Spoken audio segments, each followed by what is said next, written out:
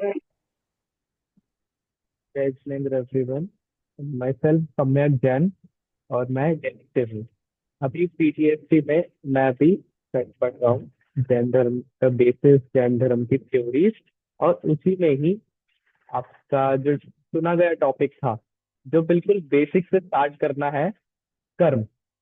कर्म की क्या थ्योरी है, कर्म का क्या सिद्धांत है जैन धर्म में, हम उसके लिए 3 दिन की हम बात करेंगे। तो इन 3 दिनों को बड़े ही बैलेंस वे में हमें सब समझ आए, हम अपनी लाइफ में कैसे उतारे।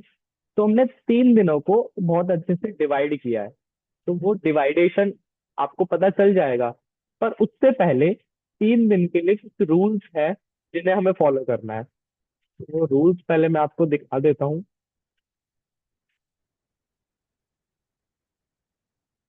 ये कुछ गाइडलाइंस है जो हम सबको पूरी मीटिंग के दौरान फॉलो करनी है, ताकि हम अपनी मीटिंग सुधार पाए, हम अपना जो सेमिनार चलेगा उसको सुधार पाए।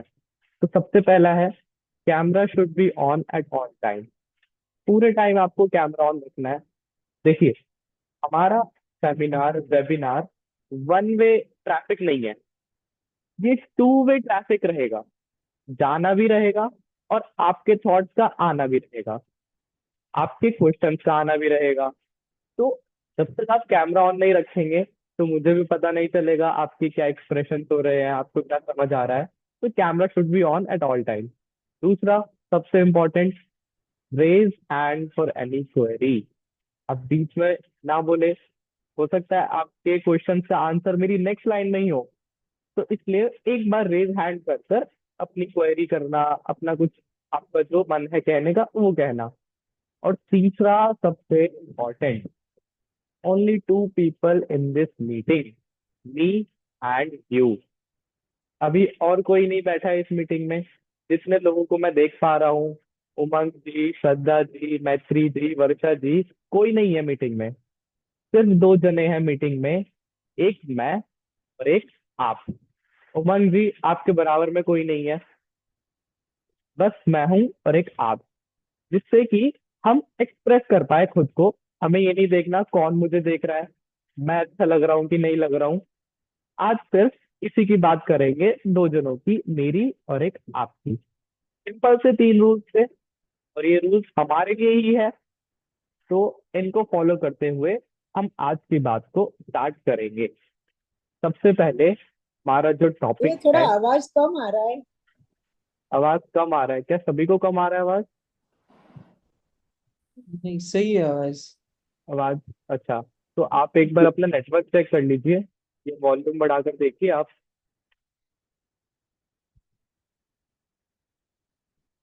ये, हाँ। आज का जो हमारा टॉपिक है, कर्म सिद्धांत, कर्म थ्योरी। कर्मों का हमारी लाइफ में क्या इम्पैक्ट है, कर्म मुझे कंट्रोल कर रहे हैं, मैं कर्मों को कंट्रोल कर रहा हूँ, क्या हो रहा है। देखिए, हमारे आसपास कितनी सारी चीजें हैं। लाइट बल्ब है, आपके सामने आपका फोन रखा है, ऊपर फैन है, लाइट्स है, और भी कई, आपके पेरेंट्स है, आपके बच्चे हैं, आपके आसपास कई चीजें हैं। क्या आप तो कंट्रोल कर रहे हैं? क्या वो चीजें आपने बनाई हैं? हमारे मन में एक बहुत अच्छा क्वेश्चन आता है कि भगवान ने जो बनाया है कितना सुंदर बनाया है, भगवान ने हमारे लिए कितना कुछ कर दिया है। और मंदिर में जाकर भी मेरी प्रार्थना यही रहती है कि हे भगवान, मुझे अच्छा अच्छा देना। हे भगवान, मेरे बच्चे अच्छे हो जाए। हे भगवान, मेरी सारी बीमारियां दूर हो जाए। हमारे मंदिर में जाकर भी हमारे मन में एक यही थॉट आता है कि जो मेरे आसपास की चीजें मुझे दिख रही है, उनको मैं सॉल्व कर दूं, उनको मैं और अच्छा कर दूं। तो अब मैं आपके मन में क्वेश्चन लाना चाहता हूँ कि क्या वास्तव में भगवान ने हमें ये सब चीजें दी है? ये जो हमें जितनी संयोग दिख रहे हैं, क्या ये भगवान के दिए गए हैं? और अगर भगवान ने दिए हैं, तो भगवान ने किसी को अच्छे और किसी को बुरे क्यों दिए हैं? यदि भगवान, अगर मैं भगवान होता और मेरे अंदर ताकत होती देने की, तो भैया मैं तो सबको अच्छे अच्छे ही देता। मैं किसी को बुरे क्यों देता? भगवान ने कैंसर का इलाज बताया, तो इलाज बताना था तो कैंसर ही क्यों बनाया? ऐसे क्वेश्चन हमारे मन में होने चाहिए कि इसका करने वाला कौन है। यदि कोई कुम्हार, पोटर, एक घड़ा बना देता है, मटका बनाया उसने मिट्टी का, मैं देखा भी है, तो अगर वो उसको बनाने वाला है, तो जितने घड़े बने हैं ना, वो सब एक जैसे बनने चाहिए। कभी खराब बन जाता है, कभी जो उसको साइज चाहिए उससे छोटा, कभी उससे बड़ा बन जाता है। ऐसे ही यदि अगर भगवान कुछ कर रहे हैं, तो हे भगवान, या तो अच्छा करो या सबका बुरा करके एक बार में खत्म करो। यदि भगवान को मोटे लोग पसंद नहीं थे, तो सबको पतले बना देते। अब तो लहर, वेव, जैसे कोरोना की वेव आती है, ऐसे ही एक वेव आई है जब सबको स्लिम ट्रिम होना है। तो अगर इस सब के ऊपर भी भगवान का ये हाथ है, तो मैं और मेरे कर्म, ये कहाँ गए? तो इसी टॉपिक पर आज हम बात करने वाले हैं कि जो मेरे संयोग मुझे आसपास मिले हैं, उसको करने वाला कौन है। और संयोग तो रही थर्ड पार्टी, जो मेरी सेकंड पार्टी है, मेरा शरीर, इसका करने वाला भी कौन है। और मेरी फर्स्ट पार्टी, मेरी आत्मा यानी मैं खुद, इसका करने वाला कौन है। हम सब एक चीज तो मानते हैं, आप बताइएगा कि मानते हैं कि नहीं मानते, कि मरने के बाद हमें अगली गति में जाना है। मानते हैं, मरने के बाद हमें नेक्स्ट गति में जाना है, और मेरी आत्मा का मरण नहीं होगा, कुछ ना कुछ दोबारा मिल जाएगा। तो अब ये कौन डिसाइड कर रहा है कि मैं देव गति में जा रहा हूँ या मैं नरक में जा रहा हूँ? क्रिश्चियंस भी मानते हैं हेवन और हेल। आप अच्छे अच्छे काम करोगे तो हेवन में जाओगे, बुरे बुरे काम करोगे तो हेल में जाओगे। तो भगवान यदि कुछ कर रहे हैं, तो सबको देव बना दो, नरक में क्यों भेजना किसी को? और देखे तो कई ऐसे लोग हैं जो मानते हैं कि जब जब पृथ्वी पर अन्याय और पाप बढ़ेगा, तब तब कोई ना कोई अवतार लेकर आएंगे और उस पापी को खत्म कर देंगे। सुना है आप सबने, मैं नाम नहीं लूंगा, पर आप सबने स्टोरीज भी सुनी है। आप सबको पूरे मन में पिक्चर भी आ गई, स्टोरी भी आ गई, किसकी बात चल रही है। तो यदि उन्हें पाप खत्म करना ही होता, तो वे पैदा ही क्यों ना होने देते? अब सीधा क्वेश्चन ये आता है, तो फिर कर कौन रहा है?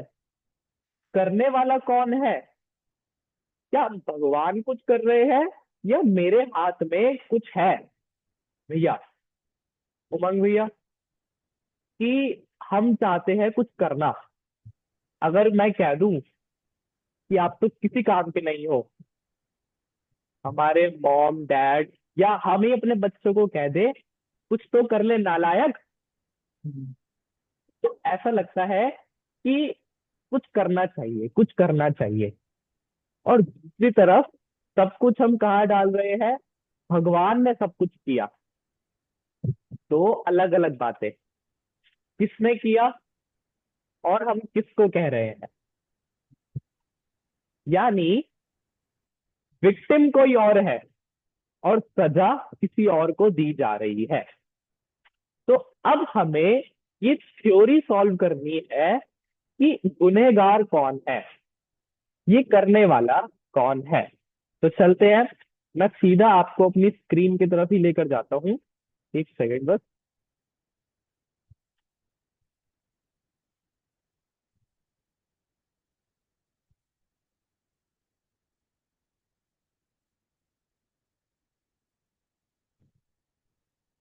हाँ, आपने कभी विचार किया, आप सबको स्क्रीन दिख रही है?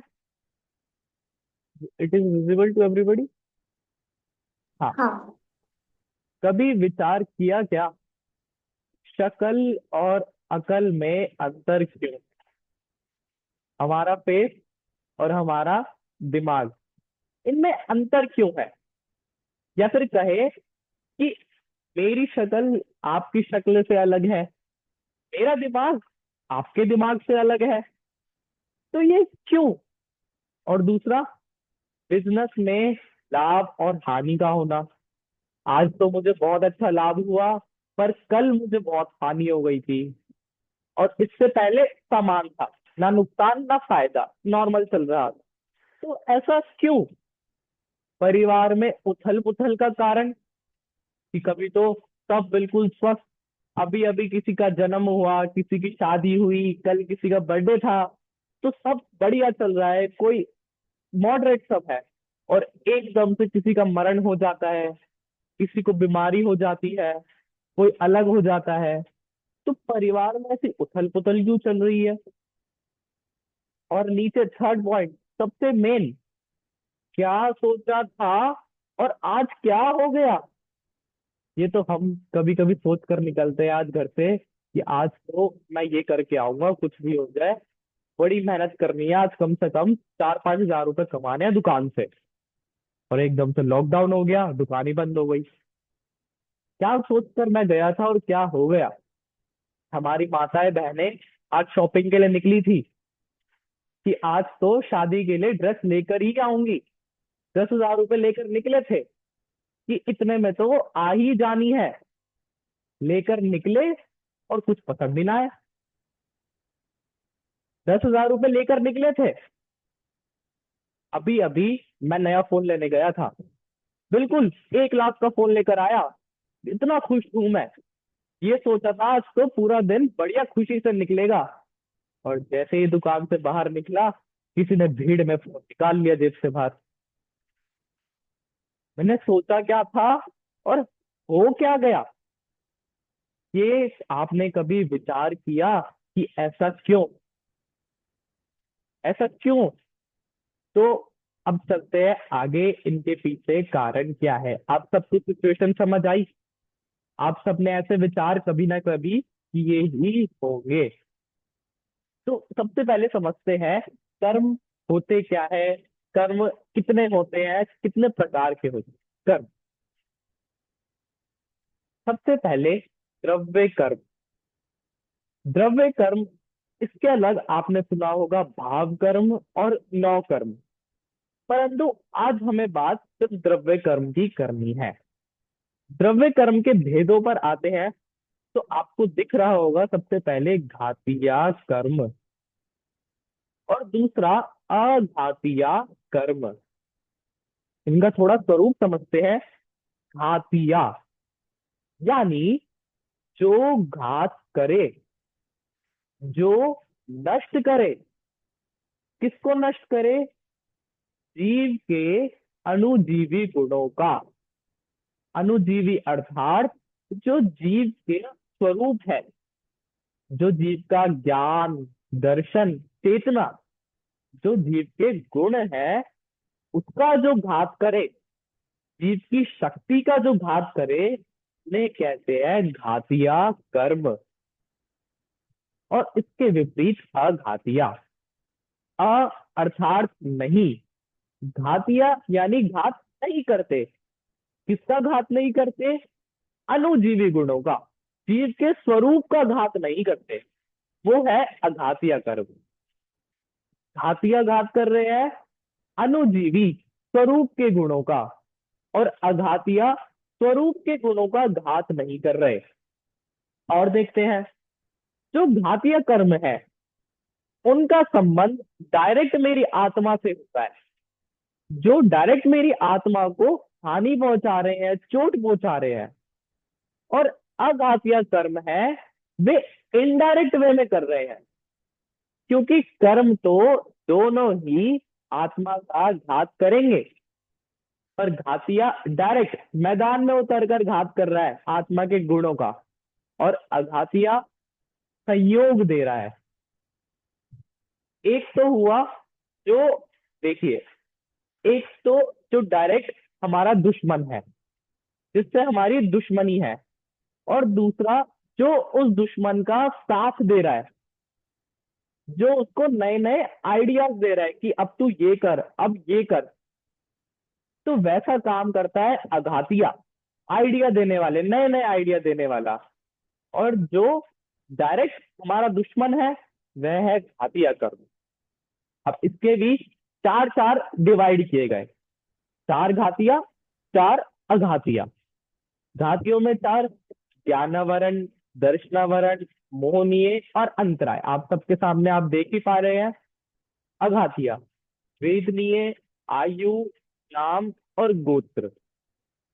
दोबारा से: ज्ञानावरण, दर्शनावरण, मोहनीय और अंतराय, वेदनीय, आयु, नाम और गोत्र। अगर रह गया लिखना तो हम आगे इन सबका स्वरूप देखेंगे। तो अभी हमने क्या समझ आया? एक जो डायरेक्ट अटैक कर रहे हैं, और दूसरा जो उनकी हेल्प कर रहे हैं आत्मा को भटकाने के लिए, और उसको हथियार दे रहे हैं कि इससे अटैक करो, ऐसे ऐसे मारो। वो हो गए अघातिया कर्म। अब इनका स्वरूप और समझते हैं, क्या क्या सिचुएशंस बनती है, क्या क्या हमारे परिणाम हो जाते हैं इनके उदय में।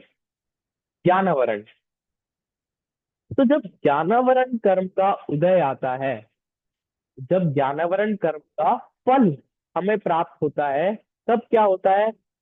याद नहीं होता, याद ही नहीं आता कुछ।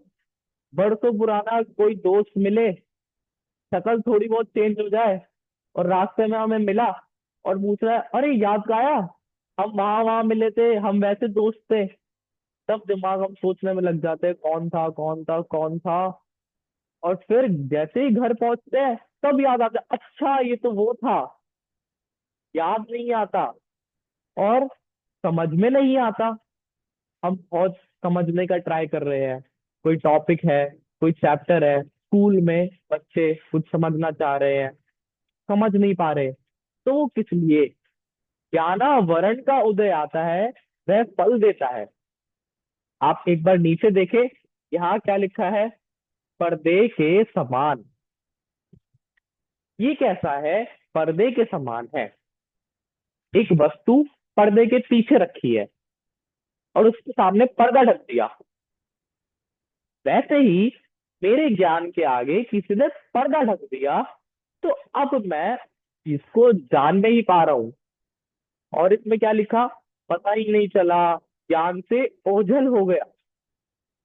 ऐसी परिस्थिति होती है ज्ञानावरण में, कि याद ही नहीं रहा, भूल गया, क्या चल रहा है ये सब मुझे पता नहीं चलता। कोई पुरानी बात याद नहीं आती। बिल्कुल याद करके गए, आज तो पेपर बहुत अच्छा होना है, परीक्षा के लिए तैयारी करके गए, महीने भर इतनी तैयारी की, रात रात भर जग कर गए, और जाते जाते मम्मी ने कही पिला दी कि आज तेरा पेपर अच्छा जाना चाहिए। अच्छा जाएगा, मंदिर भी हो आए, दर्शन भी कर लिया, भगवान को कह दिया, हे भगवान आज का पेपर तो अच्छा जाना चाहिए। और पेपर पे गए, खुल गए। हमें क्वेश्चन का पेज ध्यान आ रहा है, चैप्टर ध्यान आ रहा है, कि इस पेज में था, इस वाले पैराग्राफ में था। वो लाइन धुंधली धुंधली दिख रही है, पर ख्याल ही नहीं आ रहा है इसका आंसर क्या था। एकदम से कैसे कहीं बीमारियां है, अपने प्रियजनों का नाम भूल जाते हैं। ऐसी स्थिति बन जाती है कि मेमोरी लॉस हो जाती है। और जैसे जैसे वृद्ध होते हैं, एज बढ़ती है, तब भी मेमोरी में फर्क दिखने लगता है। बच्चे फटाफट कुछ भी याद कर ले, और हमें याद करने में टाइम लगता है। तो ये सब किसके वजह से हो रहा है? ये सब ज्ञानावरण कर्म का ही फल है, ज्ञानावरण कर्म के वजह से ही होता है। और समझने का मन ही नहीं करता। अभी हम सब सुन रहे हैं, ये सुनने के बाद भी किसी को तो एक ही सेंटेंस में समझ आ रहा है, आगे से आगे समझ आ रहा है, किसी को समझने में टाइम लग रहा है, दो तीन बार सुनना पड़ रहा है। और कोई होगा जो अब ये वीडियो यूट्यूब पे डलेगी, उसके बाद दोबारा सुनेगा स्लो मोशन करके, तब समझ आएगा। कोई हाथों हाथ नोट्स नोट्स बना रहा है, तो सुन भी रहा है, नोट्स भी देख रहा है, सुन रहा है, नोट्स देख रहा है, सब समझ आ रहा है। और कोई ऐसा जो एक बार में सुन के याद कर ले। ये सब क्यों?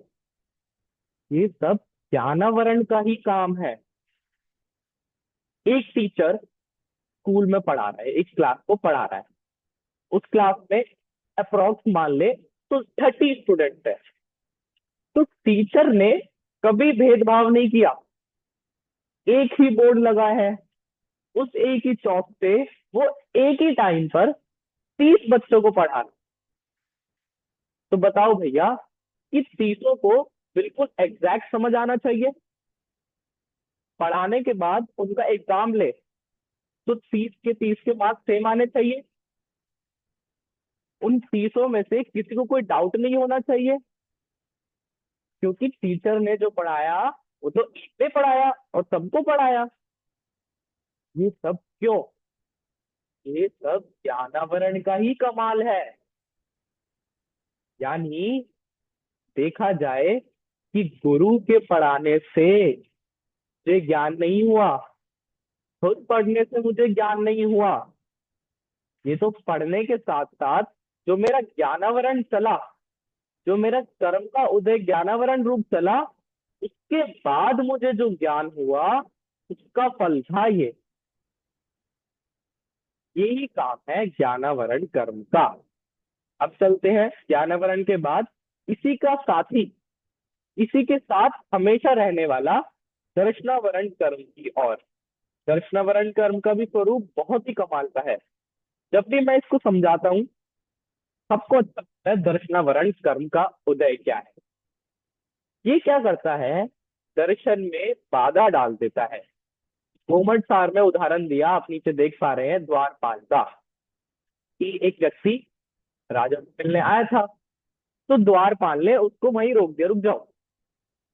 बीच में आवरण डाल दिया, रुक जाओ, बीच में ही दर्शनावरण ने रोक दिया, देखने भी नहीं दिया।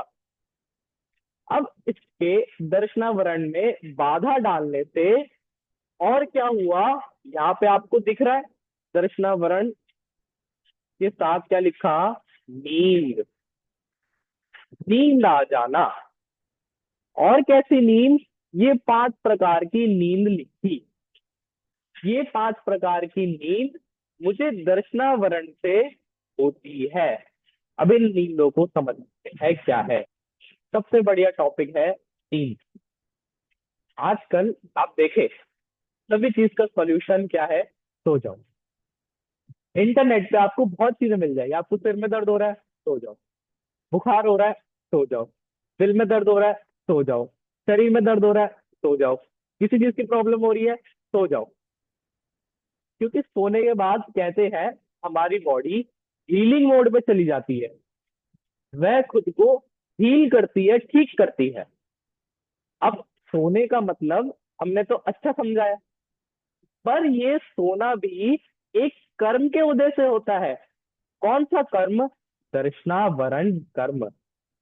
तो सबसे पहली नींद का नाम है प्रचला। प्रचला नींद। ये नींद अक्सर प्रवचन में आती है।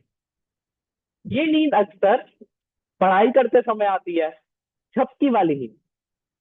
इस- अब बढ़िया, अपनी क्लास चल रही है, प्रवचन चल रहा है, प्रवचन चल रहा है एकदम, ये झपकी वाली नींद। और ऐसा बगल वाला उठाए ना, जैसे उमंग भैया को उठाए, उठो, तो वो कहेंगे अरे मैं सो कहाँ रहा था। इस टाइप की नींद है प्रचला नींद। और फिर भैया से पूछे कि बताओ क्या बताया था, वो बता भी देंगे। दोनों टाइम पर दोनों चीजें एक ही टाइम पर चल रही है। सुन भी रहे हैं और सो भी रहे हैं। झपकी वाली नींद अक्सर आती है। कहीं हम ट्रैवल कर रहे हैं, गाड़ी में बैठे हैं, बस में बैठे हैं, तो एकदम से नींद आ गई, फिर खुल गई। ऐसे जो कहते हैं शॉर्ट नैप, ये है प्रचला, पहले नंबर की नींद। दूसरी, प्रचला के बाद निद्रा। निद्रा जो रात को लेट कर आराम से अपना सारी कंडीशन पूरी कर कर, लाइट ऑफ कर कर जो हम सोते हैं फिर सुबह उठते हैं, ये निद्रा। सामान्य नींद जो हम समझते हैं वह निद्रा। अब प्रचला, प्रचला तीसरी, जो पहली थी प्रचला, अब वही दो बार प्रचला प्रचला। इसमें क्या होता है? नींद में बड़बड़ाना होते हैं। अब सो रहे हैं, कोई अचानक से सपना आया, कोई ऐसा सपना आ रहा है जिसमें देशभक्ति हो रही है, 15 अगस्त का टाइम है, और अभी कोई मूवी देखी है जिसमें देश आजाद हुआ है, और एकदम नींद में सोते सोते आवाज आई भारत माता की जय। तो ये सब काम होता है प्रचला प्रचला निद्रा में। नींद में बड़बड़ाते हैं। और जो ये नींद कर रहा है वो कभी नहीं मानेगा कि मैं नींद में बोल रहा था। प्रचला प्रचला यानी नींद में बड़बड़ाना। और इसके बाद चौथे नंबर की निद्रा निद्रा। देखिए कितना आसान है। पहला था प्रचला, दूसरा निद्रा, तीसरा पहला दो बार प्रचला प्रचला, और चौथा दूसरा दो बार निद्रा निद्रा। यानी नींद पे नींद। अब के टाइम में जिसे कहते हैं ना, ये तो कुंभकर्ण की तरह सो रहा था, वो वाली नींद को कहते हैं निद्रा निद्रा। बहुत गहरी नींद। अकेला बंदा सो रहा है घर में, और बाहर घर वाले गेट बजा रहे हैं, फोन पे फोन कर रहे हैं, उठो उठो उठो, नहीं उठा। फिर आखिरी में गेट तोड़कर गेट काट कर अंदर आना पड़ा, और तब भी वो सो रहा है। इस टाइप की गहरी नींद इसे कहते हैं निद्रा निद्रा। और उसके बाद सबसे आखिरी श्यान ग्रद्धि। ये बहुत डेंजरस है। इसमें क्या होता है कि सोते समय भी सारी मूवमेंट हो रही है। कई तरह की बीमारी है ऐसी कि सोते सोते वॉकिंग करने की, चलने की बीमारी, सोते सोते कुकिंग करने की बीमारी, सोते सोते वो बढ़िया उठेंगे, चाय बनाएंगे, रख देंगे, पी लेंगे, उसके बाद जाके सो जाएंगे, और सुबह उठेंगे पता नहीं क्या किया। सोते सोते हाथ पैर चलाते हैं, किसी को मार देते हैं। बराबर वाला साथ में अगर सो जाए और चांद वृद्धि हो तो उस बेचारे को उठना पड़े। ऐसी खतरनाक चांद वृद्धि नाम की नींद है। और आप देखेंगे, गूगल सर्च करेंगे तो ऐसी कई प्रॉब्लम्स है, ऐसे कई लाइव एग्जांपल्स है। नींद में क्राइम कर दिया, नींद में चोरी कर दी, नींद में किसी का मर्डर कर दिया। ऐसे कई लाइव एग्जांपल्स है। और ये सब क्यों होता है? ये सब दर्शनावरण का फल है। जो मैंने दर्शनावरण कर्म बांधा था, उसका फल, उसका मुझे ये उदय मिला है। तो ये ज्ञानावरण और दर्शनावरण दोनों साथ साथ चलते हैं। इन दोनों को हमेशा साथ में ही रखकर बोला जाता है। और सामान्य तो उसका बहुत बेसिक हम चल रहे हैं। यदि हम देखें तो एक एक कर्म के ऊपर ही हम बहुत बात कर सकते हैं, बहुत चर्चा कर सकते हैं। परंतु अभी बिल्कुल सामान्य से, बिल्कुल बेसिक से यहाँ पीपीटी बनाई गई है संजीव जी के द्वारा, उसी की हेल्प लेकर हम ये कर रहे हैं। अगला सबसे खतरनाक कर्म है मोहनीय कर्म। अब ये मोहनीय कर्म दो प्रकार का है। एक तो है ये दर्शन मोह, और एक है ये चारित्र मोह। अब ये दर्शन मोह और दर्शनावरण सुनने में थोड़ा सेम सेम लगता है, दर्शन मोह दर्शनावरण। पर दर्शनावरण का काम अलग है, और यहाँ दर्शन मोह सबसे खतरनाक कर्म, जिसके वजह से क्या हो रहा है, मिथ्या मान्यता से विचार छूटने रहते हैं। मिथ्या मान्यता अर्थात उल्टी मान्यता, सब कुछ उल्टा मानना। किसकी तरह उल्टा? तो उदाहरण दिया, शराबी। एक शराबी व्यक्ति, वो शराब में धुत है, नशे में है, तो वह कुछ भी कहे। वो शराब पीकर आया है, और भैया आपको कह रहा है कि ये वाला स्टॉक है, ये बढ़ने वाला है, एक काम करो, जितना तुम्हारे पास जमा है वो सब लगा दो इस पे। और भले ही वो व्यक्ति सही कह रहा हो, तो भी क्या आप लगाना पसंद करेंगे? क्या आप उसकी बात को विश्वास करना पसंद करेंगे? एक शराबी व्यक्ति आपसे कह रहा है, रास्ते में आप जा रहे हो स्कूटी से, बाइक से, और आपको मिला और कहता है सामने पुलिस खड़ी है, मत जाना।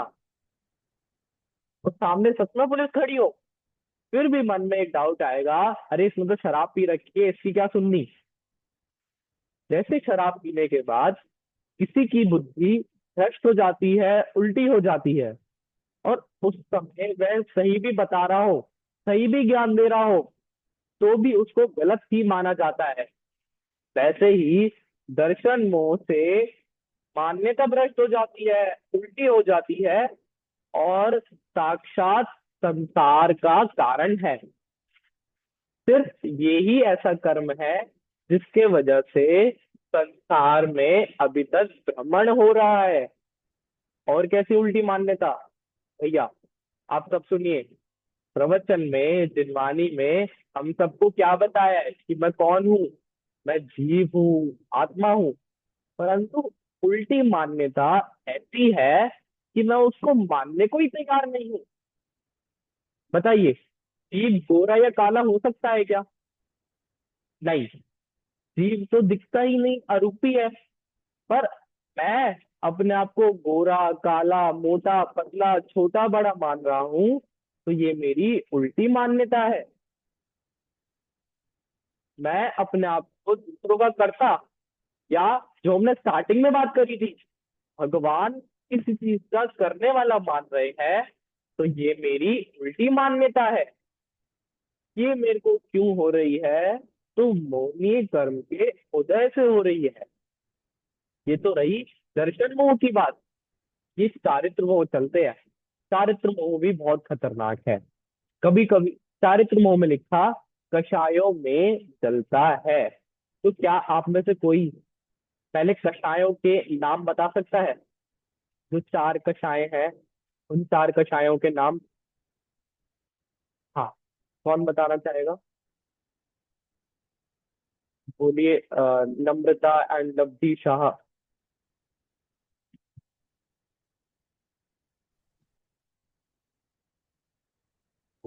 एक मिनट। हाँ, बोलिए। आवाज आ रही है? हाँ, आ रही है आपके आवाज। क्रोध मान माया लोभ। बहुत बढ़िया। तो ये जो क्रोध, मान, माया, लोभ है, ये सब चारित्र मोह के भेद में आते हैं। एकदम से कोई बात हुई और तुरंत गुस्सा आ गया, मान आ गया, माया आ गई, लोभ हो गया। और ऐसा भी नहीं, कोई कोई व्यक्ति जिसको थोड़ा सा गुस्सा आता है, कोई कोई जिसको बहुत ज्यादा गुस्सा आ जाता है, मारपीट करने लगता है, चीजें फेंकता है, तोड़ फोड़ करता है। तो ये सब चारित्र मोह की वजह से ही हो रहा है। मान, किसी को अपने रूप पर, किसी को पैसों पर घमंड आ जाना, ये सब भी चारित्र मोह के अंतर्गत है। चारित्र मोह की ये जो चार कटाए हैं, क्रोध, मान, माया और लोभ, ये चारों कषाय ऐसी चीजें हैं जो दूसरों को भी पसंद नहीं है। और साथ साथ क्रोध करने वाले व्यक्ति कभी ऐसा नहीं सोचता क्रोध करने के बाद कि मैंने अच्छा किया। ये चार इतनी खतरनाक कषाय है कि जिस समय होती है, उस समय ध्यान ही नहीं रहता कि मैं क्रोध कर रहा हूँ, कि मैं दूसरों का कितना बुरा कर रहा हूँ। और जब ये चार कषाय चली जाए, मंद हो जाए, तब ध्यान में आता है कि मैंने उसका क्या कर दिया, मैंने अपना क्या कर दिया। किसी किसी को, कोई, जैसे हम बात करते हैं, इंटरेक्शन करते हैं, तो मैंने पूछा कि आपको सबसे ज्यादा गुस्सा कब आता है? आपको सबसे ज्यादा गुस्सा कब आता है? आप अपने मन मन में सोच लीजिए कि आपको सबसे ज्यादा गुस्सा कब आता है अपने अपने सिचुएशन पे। तो उन्होंने जवाब दिया कि भैया, कोई मेरा कितना भी बुरा कर ले, मुझे गुस्सा नहीं आता। कोई मेरी चीजें ले ले, मुझे गुस्सा नहीं आता। कोई मुझे कुछ भी कर ले, मुझे गुस्सा नहीं आता। और यदि कोई मुझे गाली दे दे, तो मुझसे कंट्रोल नहीं होता, तो मुझे गुस्सा आए बिना नहीं रहता। उनके गुस्से का लेवल था वहां पे शुरू होने वाला। किसी के गुस्से का लेवल हो सकता है कि मेरी बात नहीं मानना, तो मुझे क्रोध आ जाए। किसी किसी का मूड सुबह अच्छा होता है, और शाम को आते आते आते आते आते क्रोध की तरफ पहुंच जाता है। तो ये सब चारित्र मोह के खेल से है। चारित्र मोह का ज्यादा उदय आया, तीव्र उदय आया, तो क्रोध, मान, माया, लोभ भी फिर बड़े लेवल का हुआ, बड़े लेवल का क्रोध आया। और यदि चारित्र मोह कम हुआ, तो मेरी कषाय भी कम हो गई, मेरी कषाय में भी मंदता आ गई। इस प्रकार का सिचुएशन मेरी चारित्र मोह से बंधती है। अच्छा, पहले मैं आपसे पूछना चाहता हूँ, क्या ये हमारी जो स्पीड चल रही है ये ज्यादा तेज तो नहीं हो रही? आप सबको तीन कर्म हो चुके हैं, ज्ञानावरण, दर्शनावरण और मोहनीय। क्या आपको ऐसा तो नहीं लगा कि निद्रा के वक्त एक कर्म स्किप हो गया और तीसरे पे पहुंच गए, या बीच में कुछ स्किप हो गया और सीधा जंप कर गए हम तीसरे पे, या तीनों कब हो गए पता ही नहीं चला? तब अच्छा, आपका हैंड रेज हो रहा है, तो आपका कोई प्रश्न है? नम्रता एंड लब्धि शाह। जी पंडित साहब, हाँ, जय जिने। जय जितेंद्र अभी जी। पंडित साहब, ये हम जान रहे हैं, तीन कर्म जाने, लेकिन क्यूरियोसिटी वो है कि उसका सॉल्यूशन कैसे हो। तो वो आप बाद में हाँ, कराएंगे या साथ में कराएंगे? नहीं नहीं, वो हम 3 डे डिवाइड किए हैं हमने। तो आज तो अच्छा। सिर्फ स्वरूप, कल उसका कारण कि ये कर्म में क्यों बंधे। आज ओके। मेरा दिमाग स्लो क्यों है, मैं बाकियों की तरह क्यों नहीं हूँ, या मैं गोरा काला क्यों हूँ, ये सब कल। और परसों इनसे बराबर। बचने का सॉल्यूशन, या क्या करें। ये बराबर। हमारा थोड़ा डिवाइडेशन हमने किया। ओके। ओके पंडित साहब, हाँ, समझ आ रहा चलिए जी। चलिए, 3 कर्म हमारे हो चुके हैं, तो अब 3 के बाद चलते हैं हमारे चौथे कर्म की ओर, जो है मोहनीय के बाद वेदनीय, अंतराय। ये 4 जो हमने 3 किए, उसके बाद जो चौथा है अंतराय, किस भारतीय कर्म का चौथा है।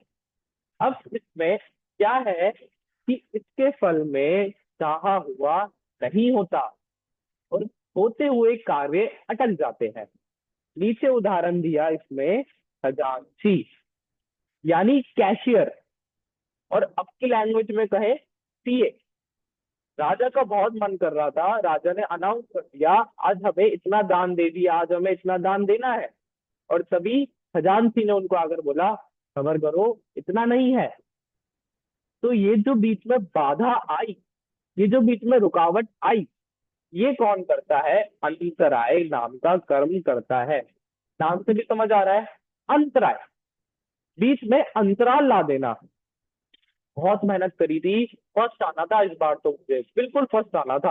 पूरे साल भर इतनी मेहनत करी, 12 महीने, 12 12 घंटे पढ़ाई की, यूपीएससी का एग्जाम क्लियर करना था। और एग्जाम वाले दिन मैं निकल कर जा रहा था, घर से बाहर निकला और बीच में एक्सीडेंट हो गया।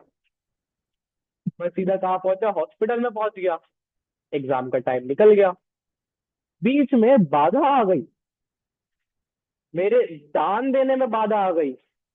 मेरे को कुछ लाभ होना था, किसी चीज की प्राप्ति होनी थी, उसमें बाधा आ गई। कोई मेरे भोग है, कोई मेरे उपभोग है, उनमें बाधा आ गई। और पांचवा, मेरे वीर्य, मेरे अंदर जो शक्ति है, मेरे अंदर जो ताकत है किसी भी चीज को करने की, उसमें बाधा का आ जाना।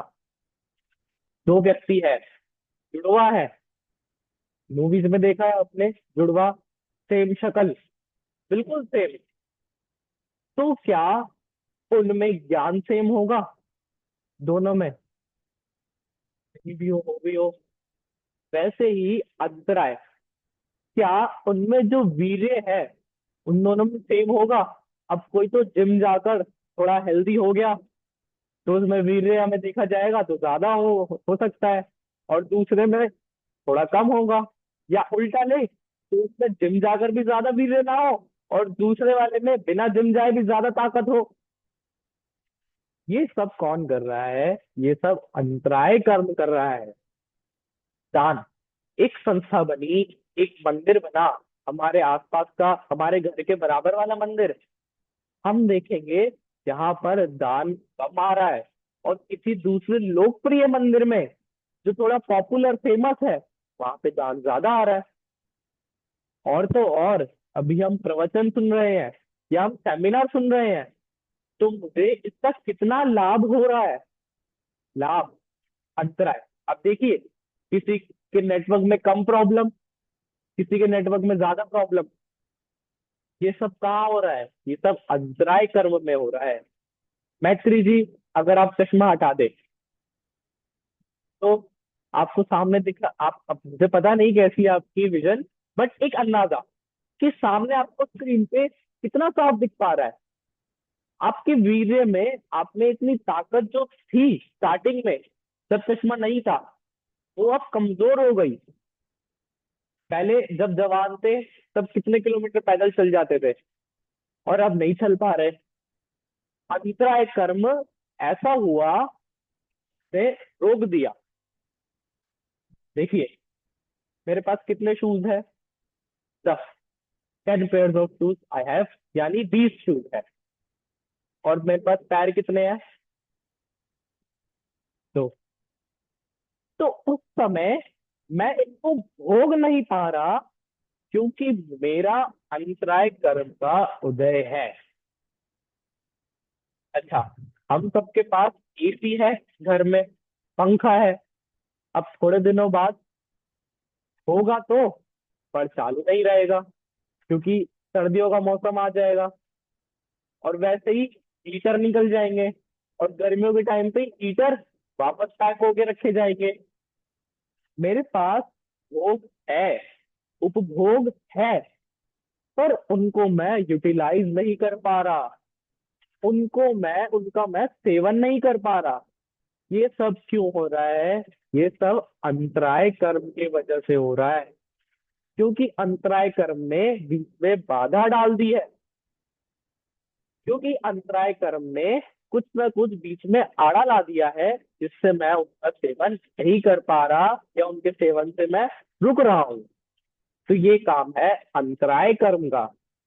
ये किसी चीज का प्रॉफिट नहीं होने देता, या कहे सब चीजें हैं मेरे पास भैया, सब चीज है, बस एक चीज मेरे को करनी है, बटन चालू करना है।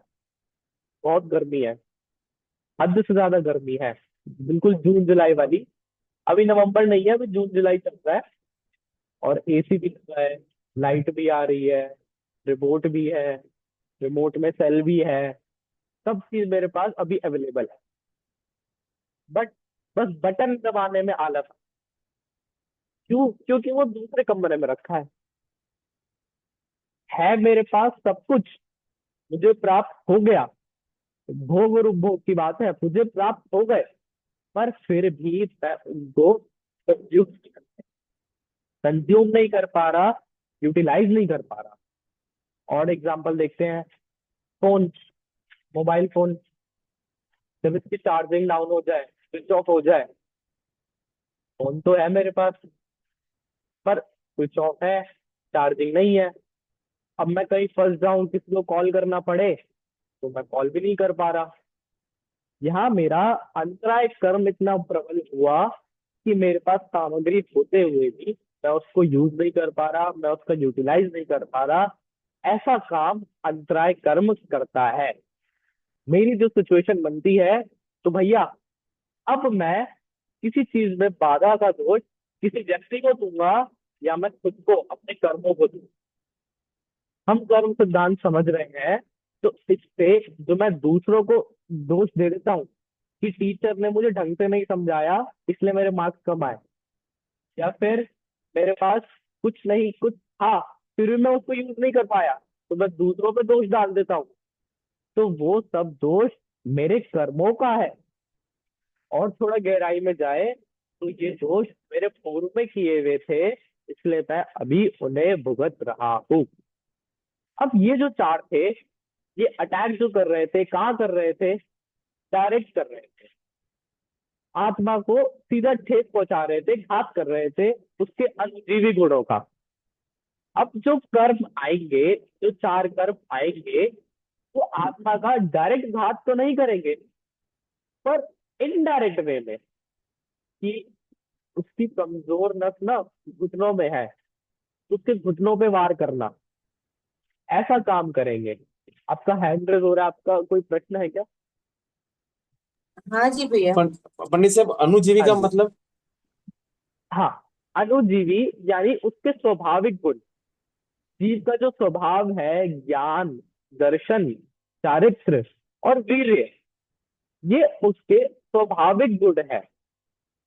तो उन्हीं को कहते हैं अनुजीवी। और इसके उल्टा है प्रतिजीवी। जो उसके स्वाभाविक गुण तो नहीं है, परंतु किसी द्रव्य से मिक्स होकर ऐसे गुण होते हैं, या कहे किसी किसी कंडीशन में ऐसे गुण होते हैं, वे है प्रतिजीवी गुण। तो अब जो कर्म आएंगे वे प्रतिजीवी गुणों का घात करेंगे। देखते हैं सबसे पहला कौन सा है प्रतिजीवी गुणों का घात करने वाला। वेदनीय कर्म, हम सबका फेवरेट। क्यों है फेवरेट? क्योंकि हम सबकी डिजाइनिंग हम सबकी डिजाइनिंग ऐसे हुई है कि हमें सुख चाहिए, और इस दुनिया का कंस्ट्रक्शन, इंजीनियरिंग इस तरह हुई है कि वो सिर्फ दुख देगी, संसार की दुनिया। तो मुझे क्या चाहिए? सुख। तो ये जो सुख दुख मुझे अनुभव हो रहा है, ये सब कौन करा रहा है?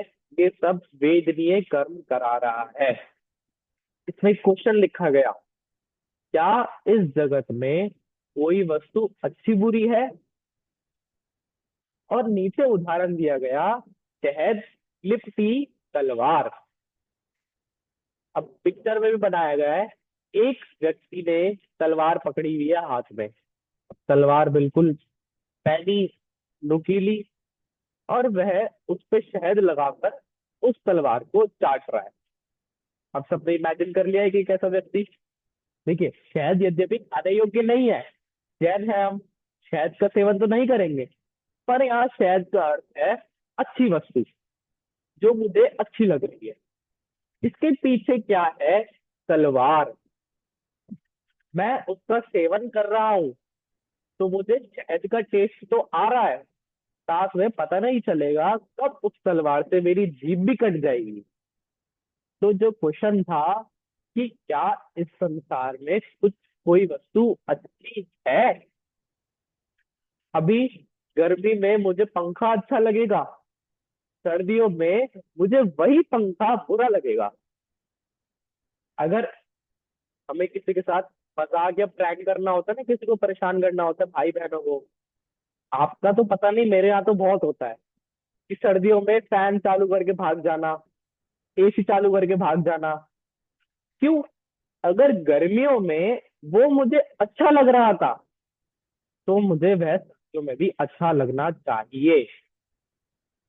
सुख क्या होता है? सुख वह चीज है जो हमेशा सुख दे। ऐसा नहीं, आज तो अच्छा कर रही है, आज तो मुझे सुख हो रहा है, बाद में दुख हो रहा है। चलिए, आप सबसे कुछ पूछते हैं। श्रद्धा जी, आपको आवाज आ रही है? अभी आप बताइए, आपको खाने में क्या पसंद है? एक कोई भी चीज आपको खाने में क्या पसंद?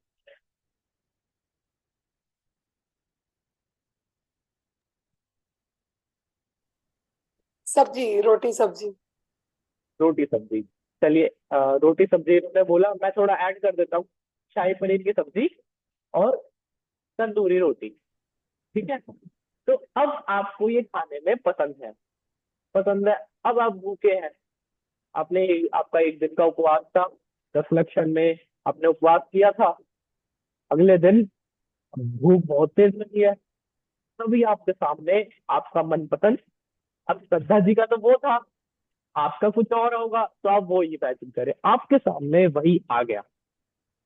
कितना सुख हो गया मुझे, अब तो मैं पेट भर के वही खाऊंगा। अब जो हमारी कैपेबिलिटी थी, मैं 3 रोटी खा सकता हूँ, तो उस दिन मैंने 5 खाई।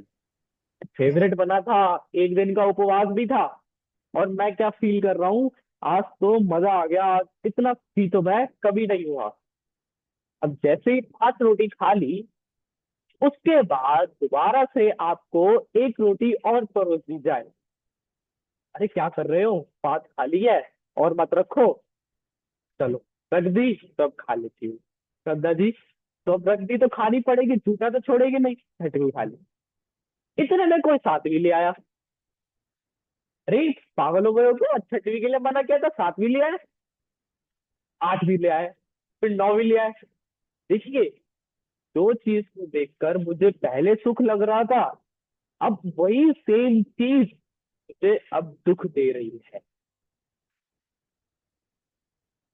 ये वेदनीय कर्म क्या करता है कि मुझे वस्तु में कब सुख लगे, कब दुख लगे, कब अच्छा लगे, कब बुरा लगे, ये बताता है। देखिए, माँ, मम्मी, दो तरह की मम्मियाँ होती है। पहली, वो कि बेटे की अमेरिका में जॉब लग गई तो बहुत खुश है, सबको मिठाइयाँ बट रही है, उसकी खातिरदारी हो रही है, उसको बधाई दी जा रही है, मेरा बेटा अमेरिका में जाएगा, मेरा बेटा अच्छी जॉब करेगा, मेरा बेटा खुश रहेगा। पहली माँ वो। दूसरी माँ, बेटे की अमेरिका में जॉब लग गई तो दुखी हो गई है। क्यों? मुझसे दूर चला जाएगा, हमें भूल जाएगा, वहां कैसे रहेगा। एक ही सिचुएशन में वही व्यक्ति, वही पदवी के व्यक्ति खुश हो रहे हैं और दूसरे समय दुखी भी हो रहे हैं। क्यों? क्योंकि मेरा वेदनीय कर्म डिसाइड कर रहा है कि कब किस सिचुएशन में खुश होना है और कब सिचुएशन में दुखी होना है। ये काम है वेदनीय कर्म का। अभी नम्रता जी, अभी हम सबको क्या लग रहा है कि ये कर्म सब कुछ मुझे कंट्रोल कर रहा है। अभी तक जितनी भी बात हुई, सब में ऐसा ही लग रहा है कि कर्म ने कंट्रोल किया, कर्म ने ऐसा किया, कर्म ऐसा कर रहा है। लगना चाहिए, क्योंकि आज का दिन मैंने इसी में ही डेडिकेट किया है कि कर्म सब कर रहा है, कर्म सब कर रहा है। क्योंकि भगवान से आपका ध्यान हटाने के लिए कि भगवान ने कुछ किया, पहले आप सबका ध्यान हम डालेंगे कि कर्म ने किया, कर्म नहीं किया। अब कर्म के बाद हमने कैसे किया वो तो हम जानेंगे कल। पर इससे पहले बचे हैं तीन कर्म और, उनको जानते हैं। क्या किसी को दत्तावरण का उदय तो नहीं आ रहा अभी बीच में? पांच प्रकार की निद्रा, किसी निद्रा का? चलिए बढ़िया है। वेदनी कर्म। इसके बाद चलते हैं आयु कर्म की ओर।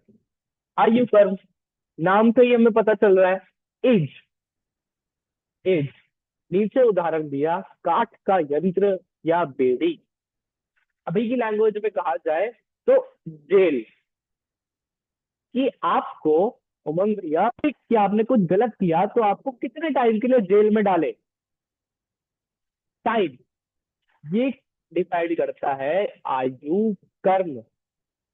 जिंदगी और मौत, ये सबसे बड़ी दिक्कत है। सारी चीजें जितनी हो रही है सिर्फ इन दो चीजों की वजह से हो रही है, जिंदगी और मौत। जितने भी मेरे काम हो रहे हैं इन दो चीजों के बीच में हो रहे हैं।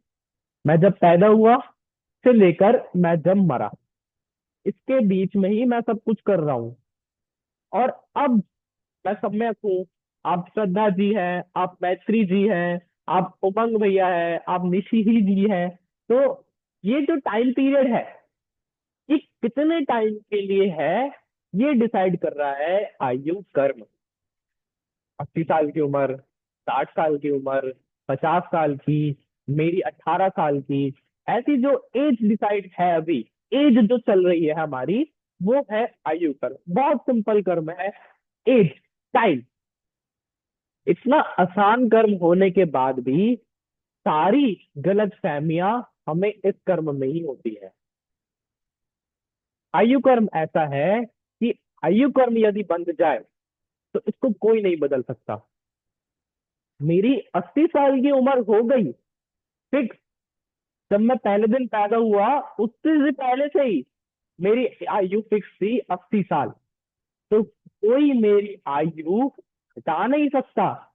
और कोई भी दवाई, कोई भी डॉक्टर, कोई भी वैद्य या कोई भी भगवान मेरी आयु बढ़ा नहीं सकता। बढ़ा नहीं सकता। अरे अगर मेरी आयु 50 साल हुई तो मैं मर जाऊंगा जल्दी। मेरी बीवी की 55 साल हुई तो क्या क्या करेगी वो 5 साल तक? बढ़ाने तो दो। अरे आप ये मत देखो बढ़ा नहीं सकता, आप ये तो देखो कि कम भी नहीं कर सकता कोई। आपको कोई मारने की कोशिश करे, आप ऊपर से गिर जाए बिल्डिंग से, तो भी आपकी आयु खत्म नहीं होगी। लाइव एग्जांपल्स आपको गूगल पे ऐसे भी मिल जाएंगे। एक व्यक्ति था जो कि नाइग्रा फॉल से नीचे गिर गया। एक झरना था, झरने से नीचे गिर गया, और झरने से नीचे गिरा तो बाद में उसको बचाया गया तो वो जिंदा बच गया, जिंदा बच गया। और फिर कुछ दिनों बाद वो बेड पर सो रहा था और सोते सोते नीचे गिर गया तो वहां मर गया। इतने बड़े झरने से गिरा तो नहीं मरा, और अब किसी बेड से नीचे गिर गया, मर गया। और देखते हैं, सबसे गहरी बात करने जा रहा हूं अभी आज के पूरे समय की। हम सब ने कहानी सुनी है कृष्ण की।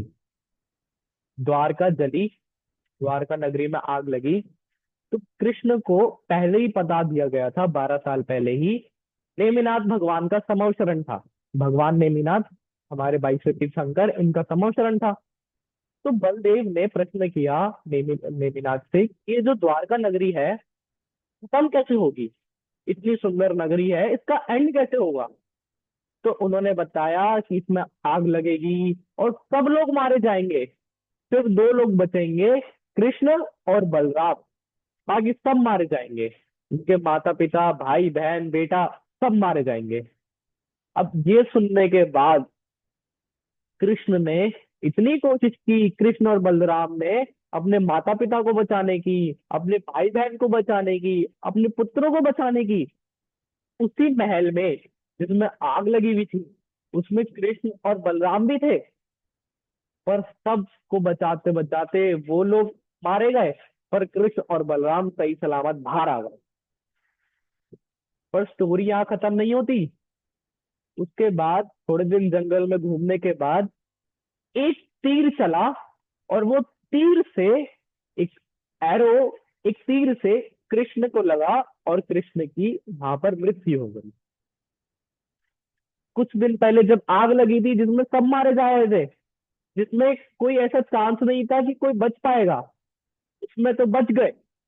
और जो सिंपल सा एक तीर था, जो अगर बहुत सारे भी लग जाए तो एक बार को जान बच जाए, तो वो तीर पैर में लगा और उस पैर में लगते ही वो मर गए।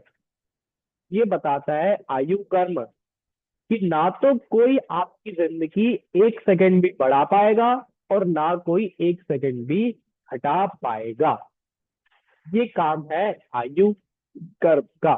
इतना सिंपल सा टाइम लिमिट बताने वाला ये आयु कर्म था। और अब एक सबसे इंटरेस्टिंग कर्म है नाम कर्म। 7th नंबर का एक कर्म है नाम कर्म।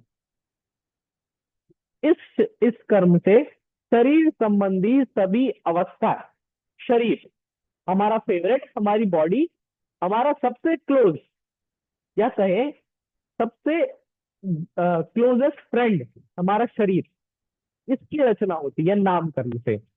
यहाँ पे उदाहरण दिया चित्रकार का। कोई ड्राइंग कर रहा है, तो कोई किसी अगर वो पोर्ट्रेट बना रहा है तो किसी की आंख कैसी बना रहा है, नाक कैसी बना रहा है, उसका शरीर का आकार कैसा रखता है, तो ये काम करता है नामकर्म। मेरे नामकर्म के उदय से मुझे शरीर मिला है। हमारे मन में डाउट होना चाहिए। कोई किसी की स्किन ब्लैक, किसी की ब्राउनिश, और किसी की बिल्कुल गोरा।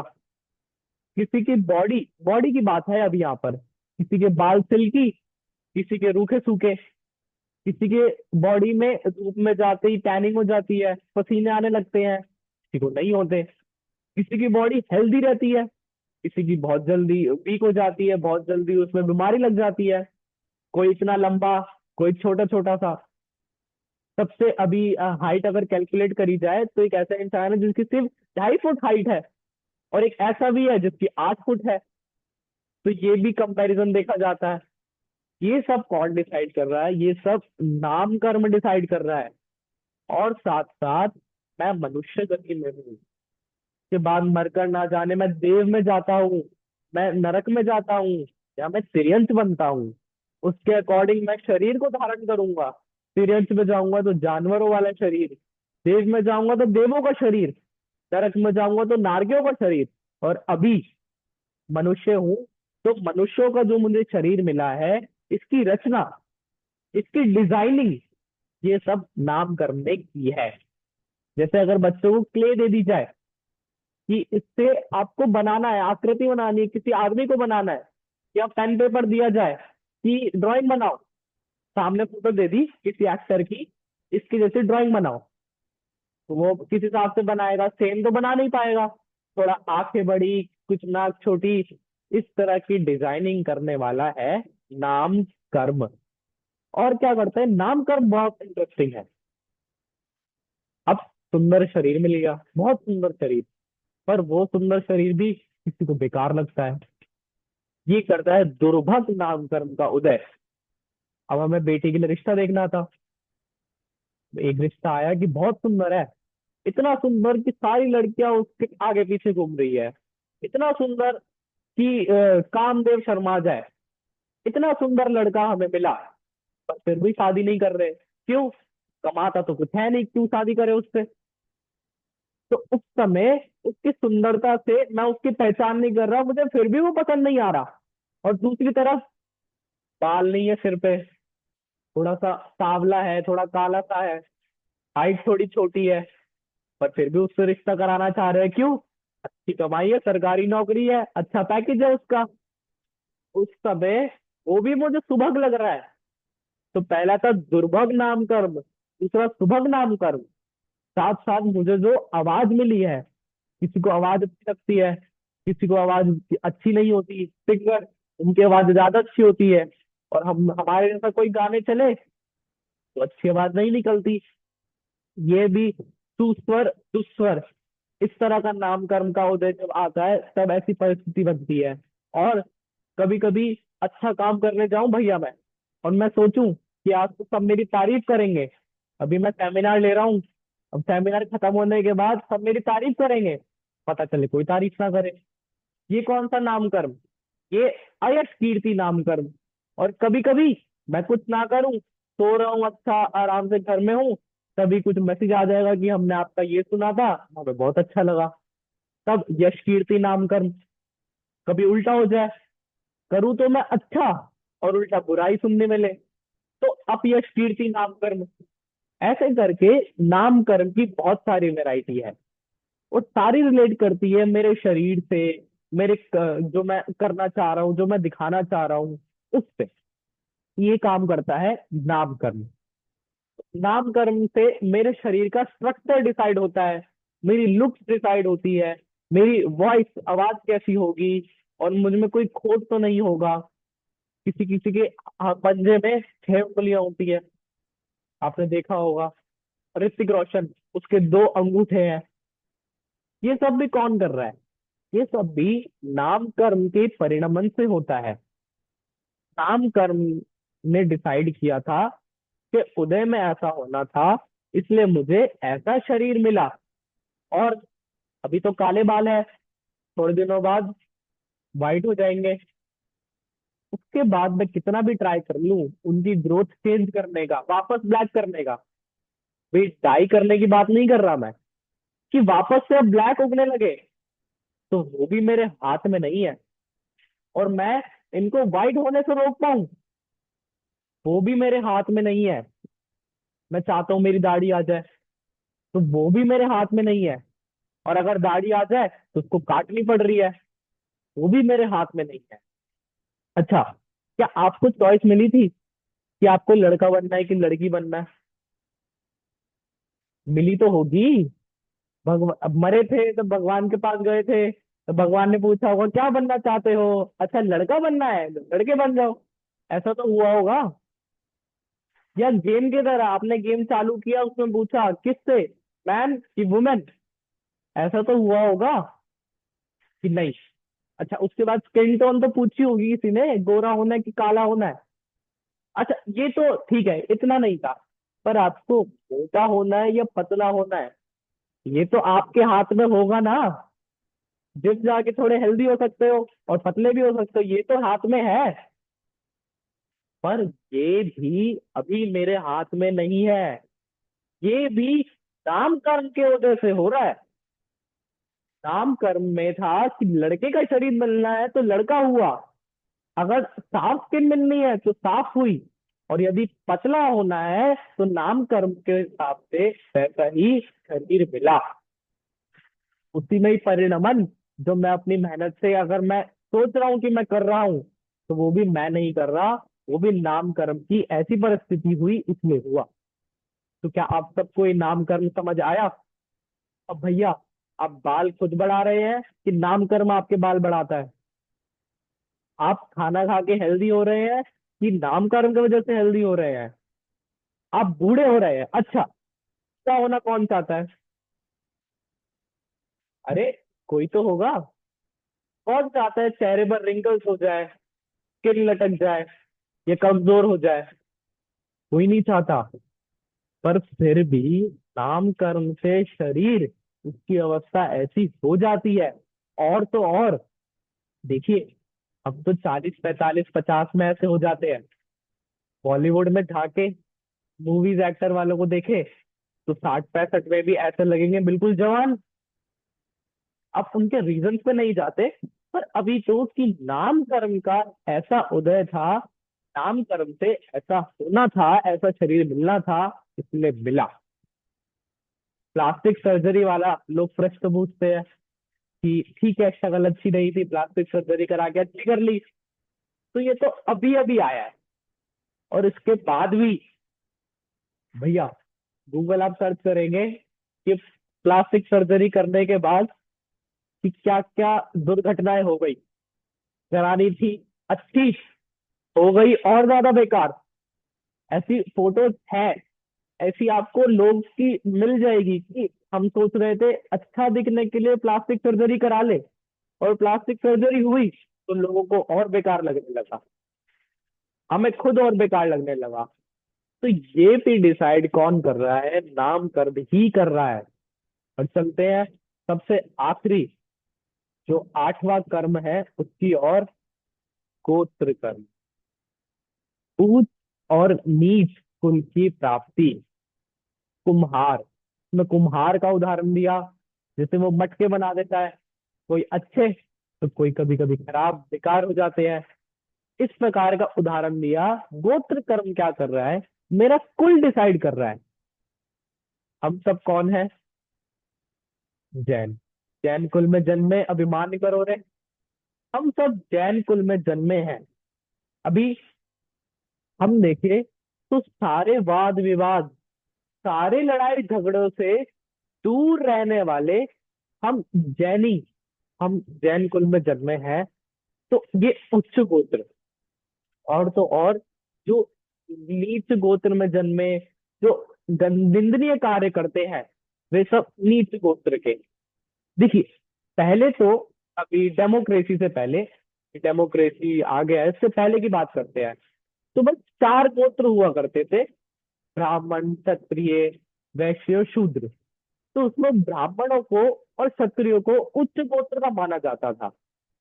और जो शूद्र होते थे, उनसे सारे निंदनीय कार्य कराए जाते थे, जैसे साफ सफाई के कार्य, द्वारपाल बना देने वाले कार्य, नौकर आदि वाले कार्य, वो सब उनसे कराए जाते थे। तो उस समय तो ऐसा लगता था, और उदाहरण देना भी आसान होता था कि यदि गंदे काम करोगे तो ऐसे बन जाओगे।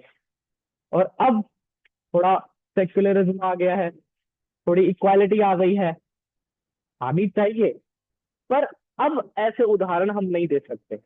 अभी किसी को भी, ओबीसी एसटी एसटी को भी हम नीच गोत्र नहीं कह सकते, क्योंकि सबने ऐसे कार्य बराबर कर लिए हैं।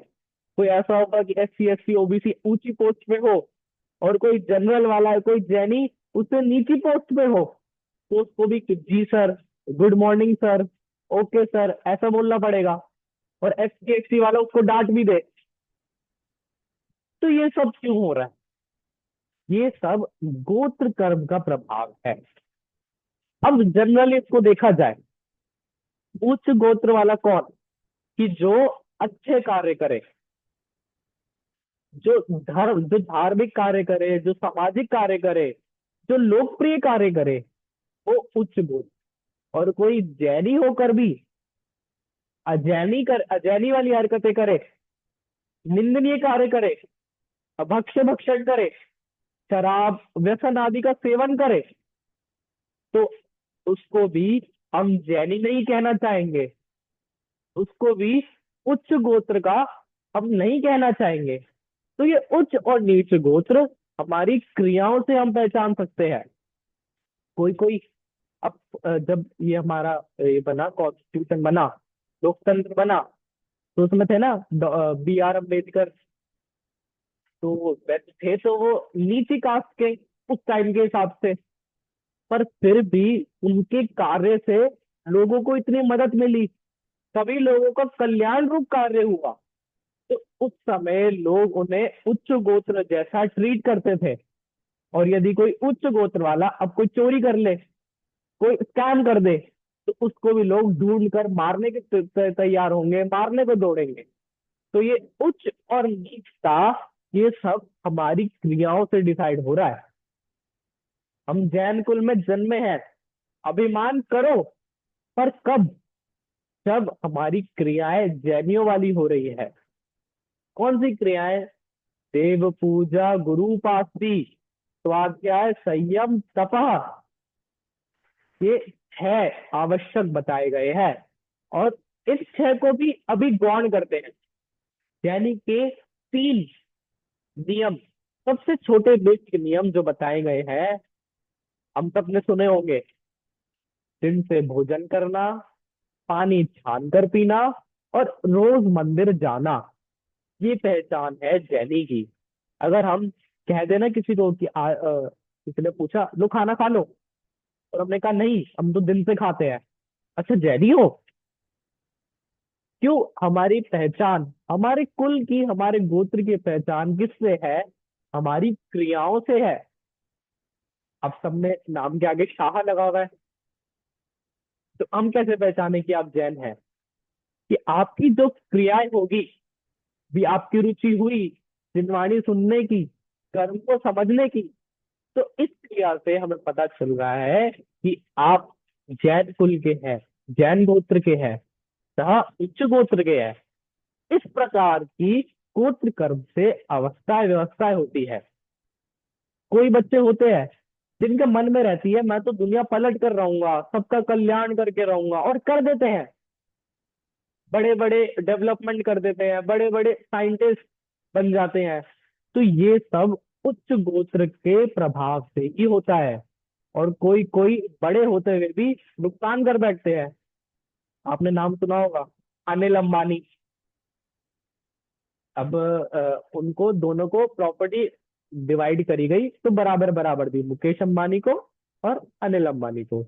मुकेश अंबानी ने तो उसको इंडिया की नंबर 1 सबसे अमीर ऐसा बना दिया, और अनिल अंबानी ने क्रॉस करता करता और गिरा दिया, और वो करप्ट भी हो गई।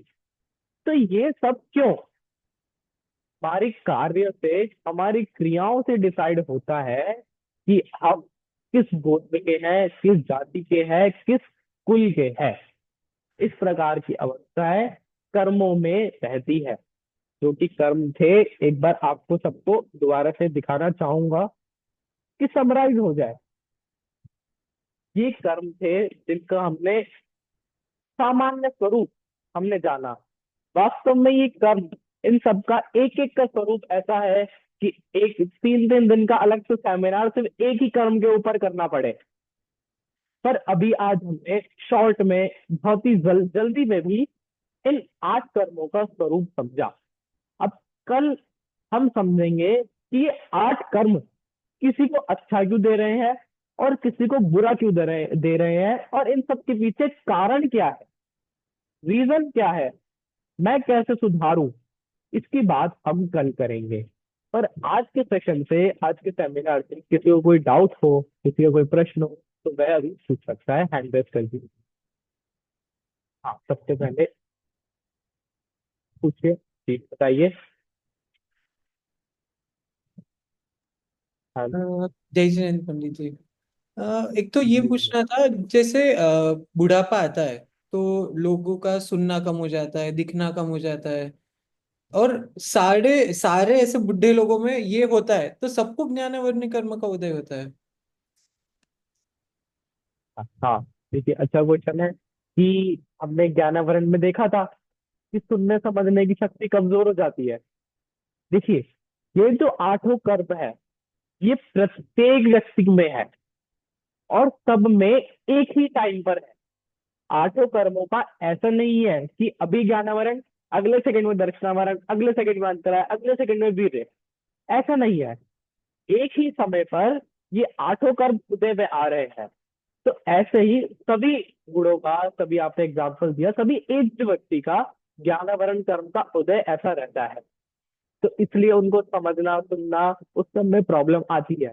और ऐसा नहीं है कि सभी में आए, कोई कोई होते हैं जो बिल्कुल एक्टिव रहते हैं, तो उन सब में भी हम डिफरेंशिएट कर सकते हैं। जैसे स्टीफन हॉकिंग, उसका आपने सुना होगा। उसके बारे में ऐसा कहते थे कि जैसे जैसे वो बूढ़ा हो रहा है ना, उसका दिमाग वैसे वैसे जवान हो। यानी वो बैठा बैठा, उसकी बॉडी वर्क नहीं करती थी, फिर भी उसका दिमाग बहुत ज्यादा चलता था। जितने एक्सपेरिमेंट उसने पहले किए थे, उससे अच्छे उसने बाद में किए।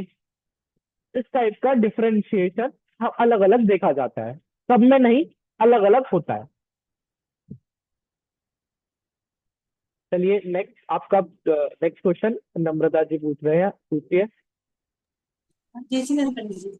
अभी ये जी। अपने नाम कर्म का ये बताया, तो कई बार कैसा होता है कि वो चेंज करने के पीछे लोग पड़े रहते हैं कि जो भी है, जैसे रूप रंग या जो भी मिला है उसको चेंज करना है, और कई हद तक सफल भी हो जाता है। तो वो कैसे रहता है कि नाम कर्म से तो मिला है लेकिन वो चेंज करने में सफल भी होते हैं। जैसे कई बार कैसा होता है कि रंग भी चेंज कर देते हैं अपनी सारी ट्रीटमेंट करवा के, या फिर जिम में जाके बॉडी भी ये हो जाता है।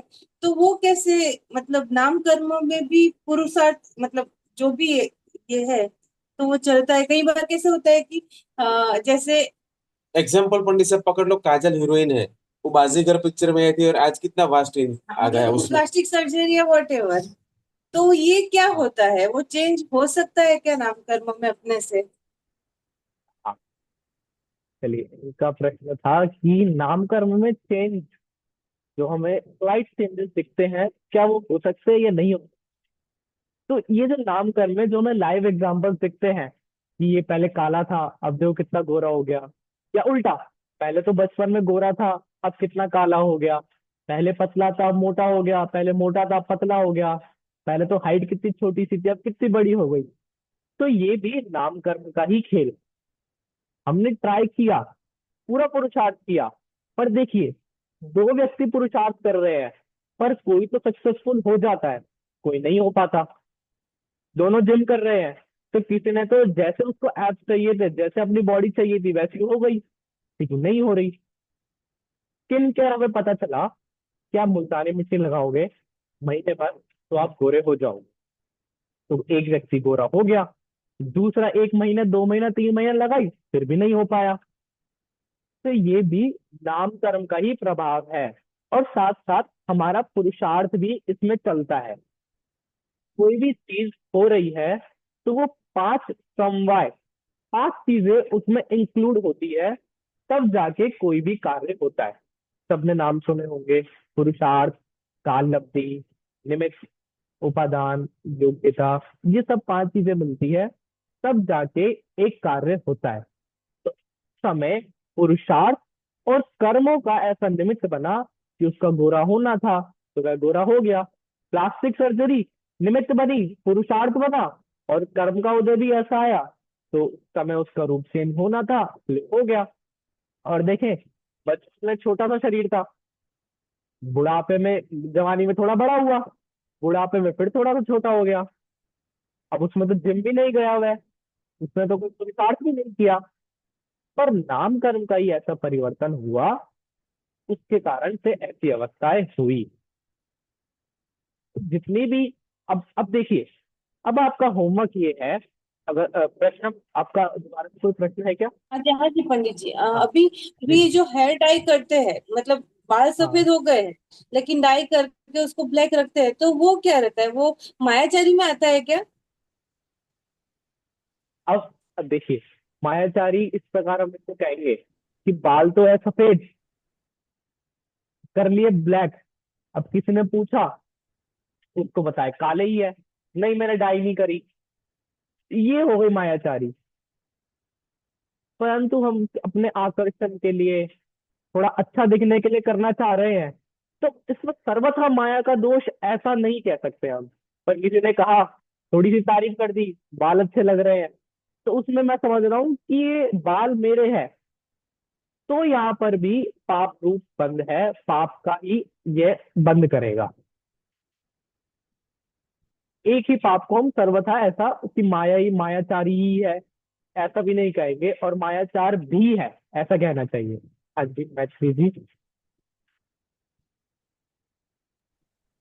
हाँ पंडित जी, जय जिनेन्द्र। ठीक है जी। आपने दर्शनावरण में 5 प्रकार की नींद बताई। जी, प्रचला, निद्रा, प्रचला प्रचला और निद्रा निद्रा। और 5वीं कौन सी थी इसमें? पांचवी थी स्त्यान ग्रद्धि। स्त्यान ग्रद्धि, जब ऐसी नींद जिसमें चलना वाली कार्य करे, कोई भी काम कर दे पता ही ना चले ऐसा काम किया है। एक बार ऐसा ही मेरे साथ हुआ था। मैं एक बार जल्दी सो गया, 9 बजे, 9:30 बजे, बिना दूध के सो गया। तो मुझे उठाया नींद में ही और दूध का गिलास दे दिया, और मैंने दूध का गिलास पी लिया, और रखते ही मैं दोबारा सो गया। और जब मैं सुबह उठा तब मैंने पूछा कि गिलास किसका रखा है। तब उन्होंने बताया कि तू सो गया था और फिर तेरे को दिया और पी लिया, फिर दोबारा सो गया। यानी नींद में ही कार्य कर दिया और पता ही ना चला। ऐसी खतरनाक नींद, इसको कहते हैं स्त्यान गर्दी वाली नींद। ओके। और ये थी दूसरा बात। क्वेश्चन है कि अगर कोई इंसान अंधा है, ठीक है, तो उसका शरीर का स्ट्रक्चर ऐसा है, तो वो नाम कर्म का उदय है, ठीक है, बराबर क्वेश्चन ना? जरा वो नाम कीजिए पहले कर्म आप। का उदय कहा जाए। और अगर उससे दिख नहीं रहा, तो उसको अंतराय भी आ रहा है ना, कि उसका देखना नहीं हो रहा, तो वो दोनों कर्म का उदय की वजह से हुआ, ऐसा माना जाएगा। हाँ, और साथ साथ दर्शनावरण भी है, ज्ञानावरण भी है। देखिए वही जो पहले कहा था कि ये सारे कर्म अलग अलग टाइम पे नहीं है, ये सारे कर्म एक ही टाइम पर है। नाम कर्म से आंखें मिली थी, अंधों के पास भी आंखें होती है, ऐसा तो है नहीं आंखें ही ना हो उनकी। आंखें हैं पर उनमें शक्ति नहीं है, तो वो ओके। अंतराय कर्म में भी आएगा। अब उसके ज्ञान पर बिल्कुल पर्दा ढक गया, देखने वाले ज्ञान पर, तो वहां पे ज्ञानावरण भी आ गया, और देख नहीं पा रहा वहां पे दर्शनावरण भी आ गया। इस संबंध में आठों ही कर्मों का एक क्रिया में हाथ रहता है, ओके। रह सकता है जी। अगला प्रश्न उमंग जी का। पंडित जी, अभी जैसे अपन समझ रहे ज्ञानावरण कर्म, तो अपनी जो अपन बोलते हैं कि बुद्धि का उसका कोई रोल ही नहीं है, मतलब ऐसा माना जाएगा पूरा जो कर्मों से ही अपना याद रहना या जो भी है वो ज्ञानावरण के कर्म से ही होता है। अच्छा, अब मैं बताता हूँ आपका प्रश्न, मैं क्लियर कर देता हूँ। हमारे पास दिमाग है कि नहीं है? हाँ वही। तो वो दिमाग कुछ कर रहा है कि नहीं कर रहा? अब देखें कि दिमाग हम सबके पास है, क्या सिर्फ आप मेरे पास, ये सिर्फ आपके पास तो नहीं, हम सबके पास है। तो अब उसकी वर्किंग कम ज्यादा क्यों हो रही है, ये मेरे ज्ञानावरण पर है। और इसी की वजह से कि कम ज्यादा क्यों हो रही है ये तो हम कल जानेंगे ही, साथ साथ हम इसको बढ़ा भी सकते हैं। और हमारी ऐसी क्रिया जिसके वजह से ही कम हो रहा है भी हम जानेंगे। पर यहाँ पर दिमाग ये सर्वथा इसमें कार्यकारी नहीं है, हमारे ज्ञानावरण की वजह से ही ऐसा हो रहा है, ऐसा हमें जानना चाहिए।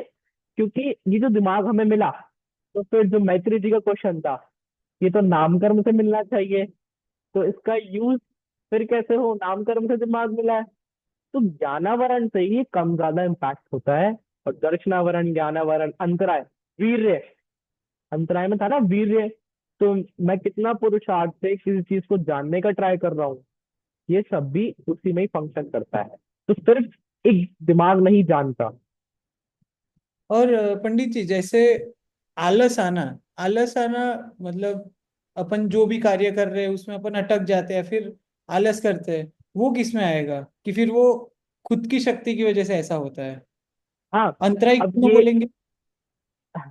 मैं वही कहने वाला था कि फिर से एक ही कर्म ना ले, अंतराय भी ले, कि हम्म। वीर्य में मन नहीं कर रहा करने का, दर्शनावरण भी ले, कुछ समझ नहीं आ रहा तो नींद आ रही है हल्की हल्की सी, जब कुछ समझ नहीं आ रहा होता है तभी ध्यान कहीं और जाता है, तभी नींद के ज्यादा चांसेस होते हैं। तो सबका मिक्स करके लेना चाहिए। अब फिर उसके हिसाब से एज भी ले, जैसे एज बढ़ जाती है तो कहीं भी नींद आ जाती है। हमारी नींद कैसी होती है?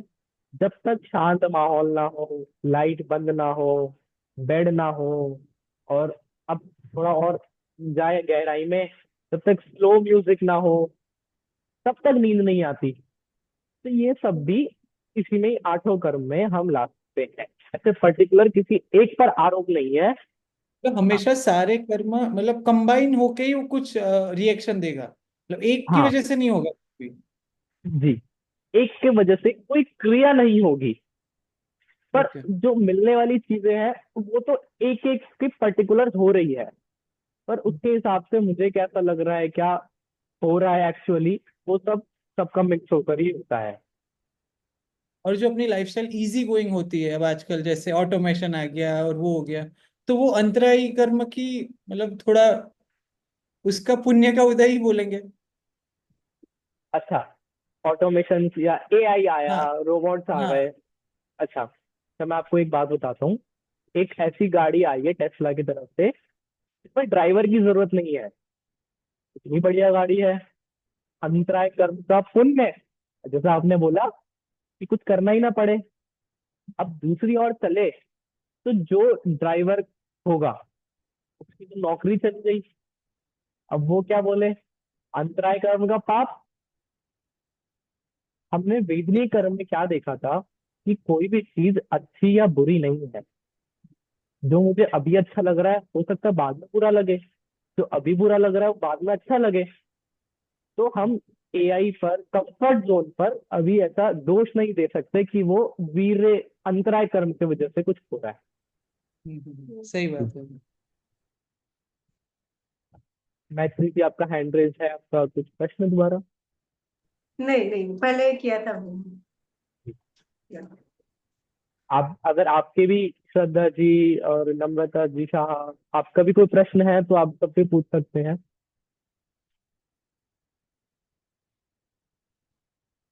एक मैं बात बताता हूँ आपको कि प्रश्न कब नहीं होते।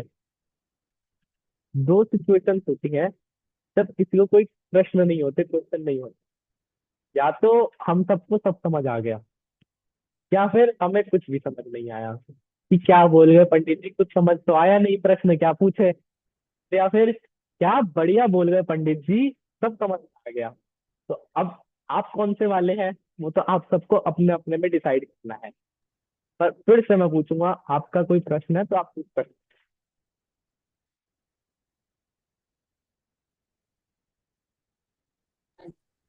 आया प्रश्न? जी पूछिए। पंडित साहब हम तीसरे वाले में है। अभी प्रश्न तो बहुत सारे हैं, लेकिन लगता है कि कल उसका सॉल्यूशन आएगा। जब आप ये कर्म अभी ये कर्म की बात की, अभी उसका उदय और निर्जरा कैसे होती है वो जानना है, फिर क्वेश्चन जनरेट होंगे। आज हमने उदय की बात की थी कि जब कर्मों का उदय आता है तो हमें कैसा फल प्राप्त होता है। कल हम बात करेंगे कि कारण क्या है।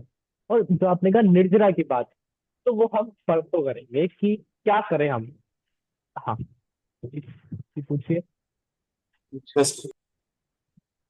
कुछ पंडित जी, अगर हमने दर्शनावर्णीय कर्म की बात करी तो उसमें अभी प्रवचन में नींद आती है, लेकिन इसी टाइम पे हम कुछ और करें, मूवी देखे हैं तो उसमें नींद नहीं आती, तो वो क्यों?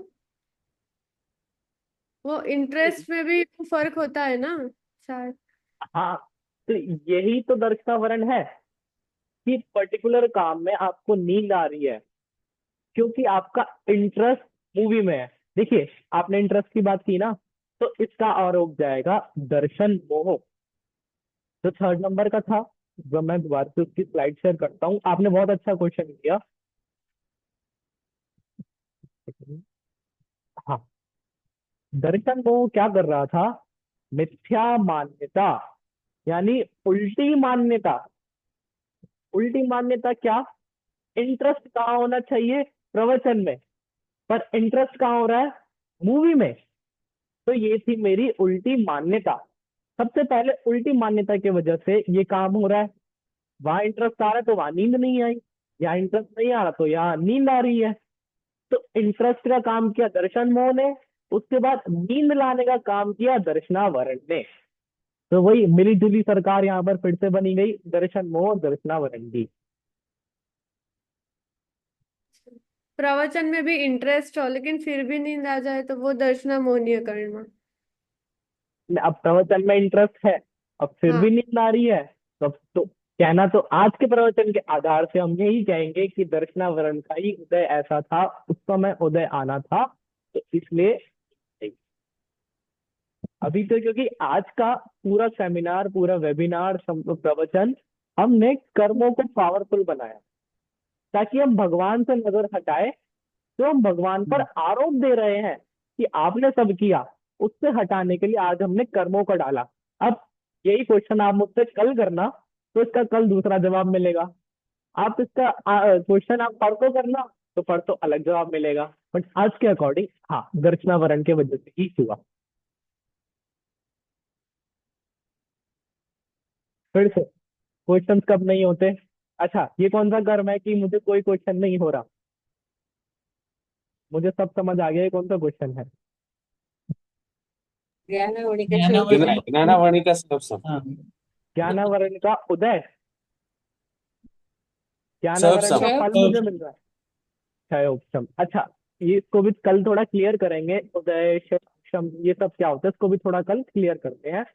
तो ज्ञानावरण का कम, अभी फिलहाल कम उदय और उदय ऐसे दो वर्ड रखते हैं। जब ज्ञानावरण का ज्यादा उदय हुआ तब मुझे समझ नहीं आया, जब कम उदय हुआ तब मुझे समझ आया। वही पर्दा, अच्छा ये हाथ दिख रहा है आपको? अभी ये ज्यादा है तो आप मुझे कम देख पा रहे हैं, अब ये कम हो गया तो आप मुझे ज्यादा देख पा रहे हैं। इस टाइप का काम करता है ज्ञानावरण। हाँ, एक और प्रश्न हमारे सामने आ रहा है। ठीक,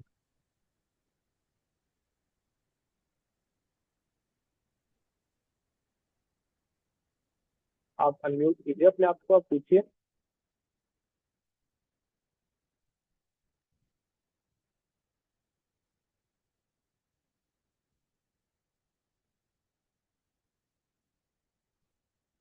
चलिए, जैसे नेटवर्क आएंगे, आवाज क्लियर है ना? मतलब नेटवर्क इशू तो नहीं है और किसी को? नहीं नहीं सर। नेटवर्क प्रॉब्लम होगा। तो यही सब बातें हैं कि 8 कर्मों की एक तो मिलीजुली सरकार प्रति समय होती है।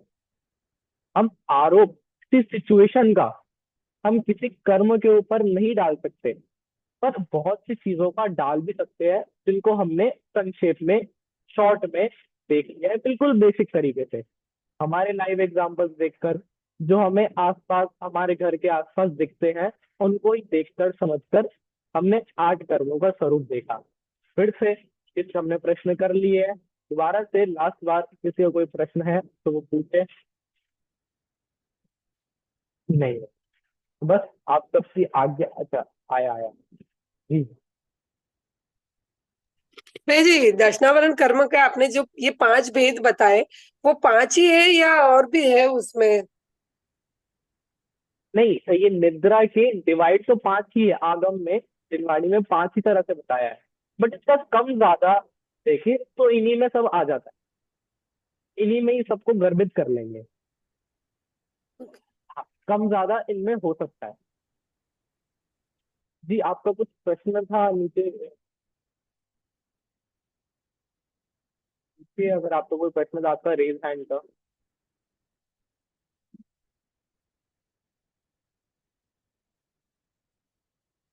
चलिए, शायद नहीं था। तो आज आप सबकी आज्ञा से ही अभी की मीटिंग को यहीं एंड करते हैं, अभी के सेमिनार को यहीं एंड करते हैं।